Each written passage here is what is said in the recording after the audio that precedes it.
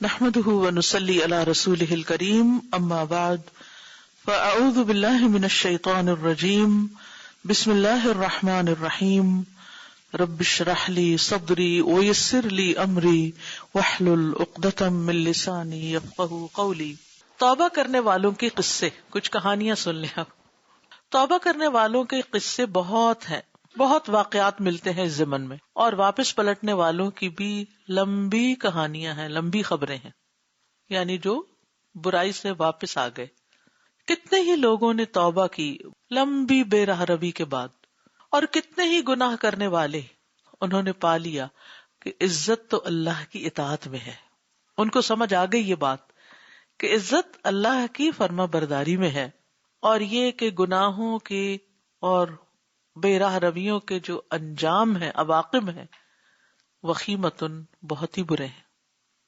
اور ان لوگوں کے قصوں میں عبرتیں ہیں اور نصیحتیں ہیں، اور دل کے لیے تنبیہ، وارننگ، اور اس کو جگانا اور غفلت کی نیند سے بیدار کرنا، اور اسے اطاعت پر راغب کرنا اور برائیوں کو چھوڑنا، یہ سب بھی اس میں شامل ہے۔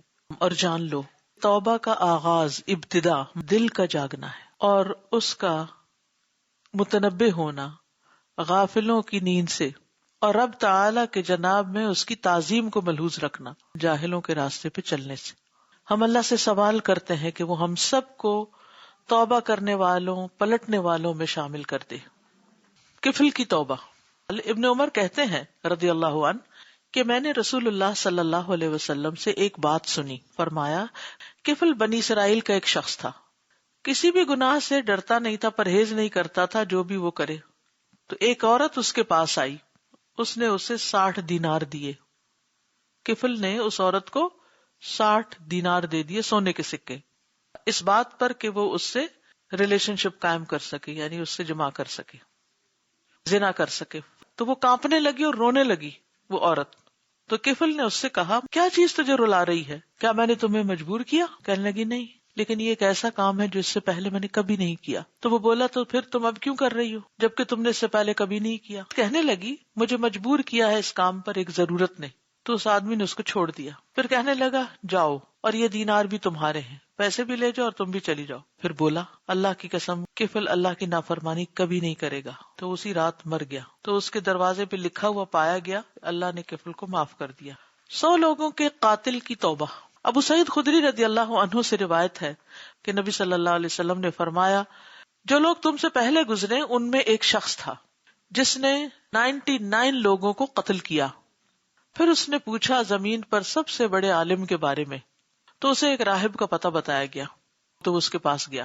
تو کہنے لگا کہ اس نے 99 لوگ قتل کر دیے ہیں، کہ وہ 99 لوگ قتل کر چکا ہے، تو کیا توبہ کا کوئی امکان ہے؟ راہب نے کہا، نو، کوئی توبہ نہیں۔ تو اس نے اس کو بھی قتل کر دیا، اور اس طرح اس نے 100 پورے کر دیے۔ پھر پوچھا زمین پر سب سے بڑے عالم کے بارے میں، تو اسے ایک عالم شخص کی طرف رہنمائی دی گئی۔ تو اس نے کہا کہ میں 100 لوگ قتل کر چکا ہوں، کیا میرے لیے کوئی توبہ ہے؟ تو کہا، ہاں۔ کیا چیز حائل ہے تمہارے اور توبہ کے درمیان؟ یہ کوئی بھی چیز نہیں، فلاں اور فلاں زمین کی طرف چلے جاؤ، یعنی فلاں شہر یا ملک میں چلے جاؤ، کیونکہ وہاں کچھ لوگ رہتے ہیں جو اللہ کی عبادت کرتے ہیں، تم بھی ان کے ساتھ مل کے اللہ کی عبادت کرو، اور اپنی زمین یا اپنے ملک کبھی واپس نہ آنا، کیونکہ یہ بری زمین ہے۔ تو وہ چل دیا، یہاں تک کہ جب اس نے آدھا راستہ پار کر لیا تو اس کے پاس ملک الموت آ گیا۔ تو اس بارے میں ملائکہ رحمہ اور ملائکہ عذاب نے جھگڑا کیا۔ رحمت کے فرشتے بولے کہ وہ آیا تھا توبہ کرتے ہوئے، اللہ کی طرف دل کو پوری طرف مائل کرتے ہوئے، یعنی اللہ سبحانہ تعالیٰ کی طرف رخ کرتے ہوئے۔ عذاب کے فرشتے کہنے لگے، اس شخص نے تو کبھی کوئی نیک کام نہیں کیا، کبھی بھی۔ تو ان کے پاس ایک فرشتہ آیا انسان کی شکل میں، تو اس نے اس کو اپنے درمیان رکھ لیا۔ انہوں نے کہا، ناپو اس کو جو 2 زمینوں کے درمیان کا فاصلہ ہے، تو ان میں سے جو بھی کم ہوگا تو وہ اس کی طرف ہوگا، یعنی اس کے حق میں جائے گا۔ تو انہوں نے قیاس کیا، یعنی اندازہ کیا، تو انہوں نے پایا اس زمین کو قریب تر جس کی طرف اس کا ارادہ تھا۔ تو رحمت کے فرشتوں نے اس کو قبض کر لی، اس کی جان لے لی۔ ایک اور روایت کے الفاظ ہے، تو وہ ایک نیک بستی کی طرف گیا جو ایک بالشت قریب تھی، تو پھر وہ اس کے رہنے والوں میں سے ہی سمجھ لیا گیا۔ ایک اور روایت کے الفاظ ہے، ایک اور روایت میں ہے کہ اللہ نے اس کی طرف وحی کی کہ یہ زمین دور ہو جائے. دوسرے حصے کی طرف بھی اللہ تعالیٰ نے فرمایا کہ ان کے درمیان اندازہ کرو، ناپو. تو انہوں نے دیکھا کہ وہ ایک بالش اس سے قریب تر ہے، تو اس کی وجہ سے اس کو بخش دیا گیا. تو اس سٹوری سے کیا پتہ چلتا ہے، کیا بات سمجھ میں آتی ہے؟ توبہ کرنے کے لیے ماحول کی تبدیلی بہت ضروری ہے، ٹھیک ہے نا؟ ورنہ انسان کو پرانی پڑی ہوئی عادتیں اور خراب عادتیں خاص طور پر بالکل نہیں چھوٹتی اس سے. اور یہ کہ عالم کو بھی سمجھدار ہونا چاہیے، لوگوں کو خوشخبری سنانی چاہیے، مایوس نہیں کرنا چاہیے، کیونکہ مایوسی کفر ہے. اور ارادہ پکا ہونا چاہیے، کیونکہ اس کا ارادہ تھا نا توبہ کا، اسی لیے تو بار بار پوچھ رہا تھا. ورنہ تو جب 100 پورے ہو گئے تو اس نے یہ بھی سوچ سکتا تھا کہ 100 کے قاتل کو تو نہیں، تو اس کی توبہ تو قبول نہیں ہوگی. لیکن اس نے ہمت نہیں ہاری. صرف عبادت گزار ہونے سے بعض اوقات کام نہیں چلتا. راہب جو تھا بڑا عبادت گزار نیک آدمی تھا، مگر اپنی ذات کے لیے، دوسروں کی رہنمائی نہیں کر سکتا تھا، اسی لیے غلط مشورہ دیا، حتیٰ کہ مارا بھی گیا. اور اتنا بڑا قاتل بھی کسی کے سامنے آئے تو اس کو حوصلے سے اسے گائیڈ کرنا چاہیے. یعنی زندگی میں ایسا تجربہ کبھی نہ کبھی انسان کو ہوتا ہے کہ کبھی کوئی ایسا شخص گائیڈنس لینے کے لیے آ جاتا ہے کہ جس کی زندگی واقعی ایک میس بنی ہوئی ہوتی ہے. تو اس وقت اس کو حقیر سمجھنے کے بجائے اور اس کو جہنم کی بشارتیں دینے کی بجائے اسے اللہ کی طرف جوڑا جائے، توبہ کے لیے کہا جائے. نیت خالص ہو تو اللہ تعالیٰ رہنمائی بھی فرما دیتا ہے.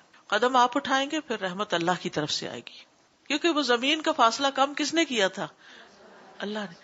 یعنی حیرت کی بات یہ ہے کہ اللہ سبحانہ وتعالیٰ جب کسی کی مدد کرنا چاہتا ہے تو وہ اسباب کو اس کے مطابق کر دیتا ہے. کتنی بڑی خوشخبری ہے اس میں. حسن ابو جعفر نے کہا، لقمان حبشی ایک شخص کا غلام تھا، وہ اسے ایک بازار میں لایا کہ اسے بیچے. اس زمانے میں انسان بھی ایسے بکتے تھے جیسے بھیڑ بکریاں بکتی ہیں. تو مارکیٹ میں لایا کہ اپنے غلام کو بیچ ڈالے. قالا، اس نے کہا کہ جب کبھی کوئی انسان وہاں بازار میں آتا اسے خریدنے کے لیے تو لقمان اس سے کہتے، آپ میرے ساتھ کیا کریں گے، مجھ سے کیا کام لیں گے، مجھے جو خرید رہے ہیں تو مجھے کس طرح استعمال کریں گے. تو وہ شخص کہتا، یعنی خریدنے والا، خریدار، میں آپ کے ساتھ ایسا اور ایسا کروں گا. یعنی لقمان کہتے، میری تم سے ریکویسٹ ہے، درخواست ہے کہ مجھے مت خریدو، یعنی میں اس کام میں اچھا نہیں ہوں. یہاں تک کہ ایسا ہی ایک اور شخص آیا، یعنی خریدنے کے لیے، آپ میرے ساتھ کیا کریں گے. خریدار نے کہا، میں تجھے اپنے دروازے پہ دربان بناؤں گا، یعنی چوکیدار رکھوں گا اپنا. کہا یہ ٹھیک ہے، تم مجھے خرید لو، یعنی یہ کام مجھے پسند ہے، یہ میں کروں گا. وہ کہتا ہے تو اس نے اس کو خرید لیا اور اس کو اپنے گھر لے آیا.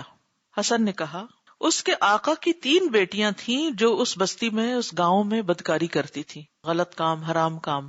اور باپ جو تھا وہ اپنے کھیت پر کام کے لیے جانا چاہتا تھا، ماں نہیں ہوگی، کوئی اور دیکھنے والا نہیں ہوگا.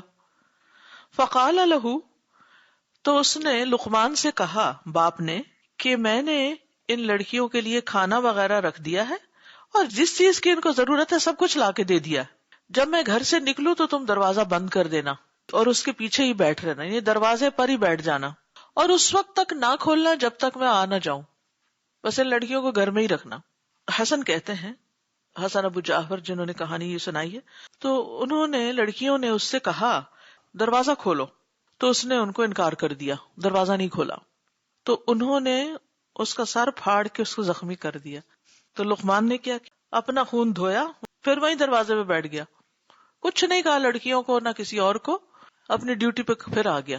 تو جب اس کا آقا یعنی مالک آیا، اس کو بھی کچھ نہیں بتایا کہ میرے ساتھ کیا ہوا ہے. پھر اس کا آقا یا اس کا مالک نکلنے کے بعد واپس پلٹا، دوبارہ واپس آیا کہ میں نے ان کا کھانا وغیرہ رکھ دیا ہے، جس چیز کی انہیں ضرورت ہے رکھ دی ہے، تم نے دروازہ بالکل نہیں کھولنا، لا تفتحن. پھر جب باپ چلا گیا تو وہ اس کے پاس پھر آ گئی، اسے کہنے لگی دروازہ کھولو، تو اس نے انکار کر دیا، نہیں کھولوں گا. تو انہوں نے پھر اس کو زخمی کر دیا، پھر سر پھاڑ دیا اور واپس چلی گئی. تو وہ پھر بیٹھ گیا. جب اس کا مالک آیا تو اس نے پھر بھی کچھ نہیں بتایا لقمان نے اس کو کہ میرے ساتھ کیا ہوا، لیکن اپنی ڈیوٹی صحیح طور پر ادا کرتا رہا. بڑی کہنے لگی، یہ اس حبشی بندے کا، اس حبشی غلام کا حال کیا ہے، کہ اولا بطاعت اللہ عز وجل منی، یہ اللہ سبحانہ وتعالی کی اطاعت کرنے میں مجھ سے کہیں زیادہ آگے ہے، حقدار ہے. واللہ لأتوبن، اللہ کی قسم میں بھی ضرور توبہ کروں گی. فتابت، تو اس نے توبہ کر لی. یعنی یہ واقعہ اس کے دل پہ اتنا اثر کیا، کیسا بندہ ہے، یعنی جو اس کو ڈیوٹی ملی ہے اس کو اس درجے میں نبھا رہا ہے کہ اپنی جان کو بھی خطرے میں ڈال کے، کہ اس کو ہم نے مارا بھی ہے کچھ بھی، اور اس نے چوں نہیں کی، نہ ہمیں کچھ کہا، نہ ہمارے باپ کو شکایت کی، بس اپنی ڈیوٹی کرتے جا رہا ہے. یہ اتنا پرٹیکولر ہے. اب یہ عمل کی تبلیغ ہے نا. اگر وہ 1 گھنٹے کا بھی لیکچر دیتا نا، تم لڑکیوں یہ نہ کرو وہ نہ کرو، تو لڑکیاں کیا کرتی؟ ہم ضرور کریں گے. وہ اس کے سر چڑھتی، لیکن اسے صبر سے کام لیا، خاموشی اختیار کی. اور obviously پھر ایسا بندہ اللہ ہی کو پکارتا ہے تو اس نے بندوں میں سے کسی سے بھی کوئی شکوہ نہیں کیا، کسی کو کچھ کہانی نہیں سنائی. تو وہ لڑکی بڑی متاثر ہوئی، کہنے لگی یہ اگر اپنے آقا کی اتنی بات مانتا ہے، اتنا اس کے لیے مخلص ہے، تو میں اپنے آقا یعنی رب کے لیے کیوں نہیں مخلص، میں اس کی اطاعت کیوں نہیں کرتی.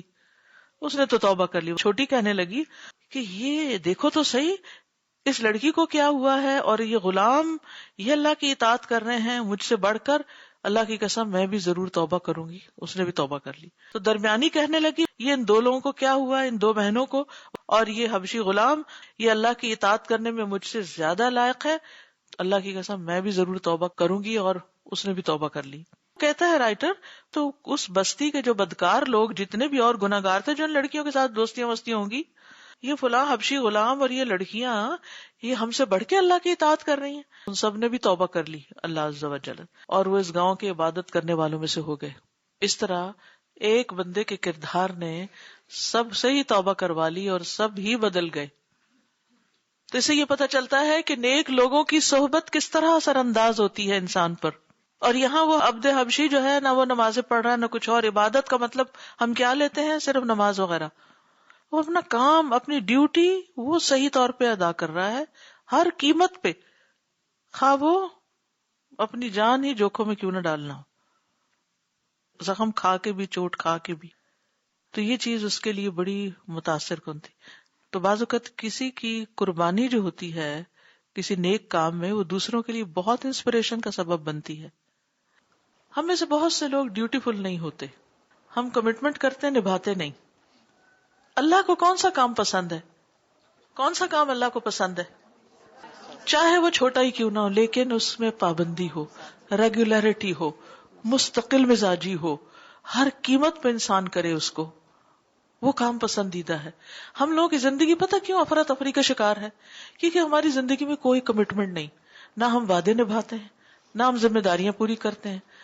بچوں سے ایک بات کہیں گے پھر خود ہی اس کے خلاف کریں گے، اور تمہیں لے دیں گے پھر لے کے نہیں دیں گے. یہ نہیں کرنا، اچھا چلو کر لو. یعنی کہیں ہماری کوئی سٹینڈنگ ہوتی ہی نہیں، کیونکہ ہم کسی کی مخالفت ہی نہیں برداشت کر سکتے، ہم کوئی بات ہی نہیں برداشت کر سکتے. اس نے مجھے کہہ دیا اب تو میں یہ کام نہیں کروں گی، خواہ وہ کتنا ہی قیمتی اور نیکی کا کام کیوں نہ ہو.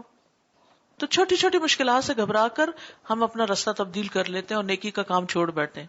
نہ ہمارے اندر سیلف کنٹرول ہوتا ہے، اور نہ ہی ہمارے اندر اللہ یا بندوں سے جو کمٹمنٹ ہوتی ہے وہ ہم نبھاتے ہیں. ہم نفس کے غلام بن جاتے ہیں، جس کے نتیجے میں ہماری کسی بات کا کوئی امپیکٹ ہوتا ہی نہیں، اور ہم زندگی میں کچھ کرنے کے قابل نہیں رہتے. عام طور پر کیا ہوتا ہے، بچے کو شرارت کرتے ہیں نا ماں، بچوں کے سامنے ہی باپ سے شکایت، ٹیچر سے شکایت، اس کے سامنے برائی، فون پہ برائی، میرے بچہ تو یہ کرتا ہے وہ کرتا ہے. اس کا نتیجہ کیا ہوتا ہے؟ بچے کو ہوتا ہے کہ اب میری عزت تو کوئی ہے نہیں، وہ ڈھیٹ ہو جاتا ہے اور الٹا ریئیکشن کرتا ہے. تو ہم میں صبر نہیں، جس کے نتیجے میں کوئی خیر نہیں نکلتی پھر. کیونکہ انما یوفی الصابرون اجرہم بغیر حساب. یہ آیت مجھے اتنی زیادہ انسپائر کرتی ہے نا، اور واقعی صبر پہ مجبور کر دیتی ہے کچھ چیزوں پہ. بغیر حساب کا مطلب صرف آخرت کا اجر نہیں ہے، اس صبر کے نتیجے میں جو خیر یہاں پھوٹنے والی ہے وہ بھی بے حساب ہے. سبحانک اللہم و بحمدک، اشہد ان لا الہ الا انت، استغفرک و اتوب الیک. السلام علیکم و رحمۃ اللہ وبرکاتہ.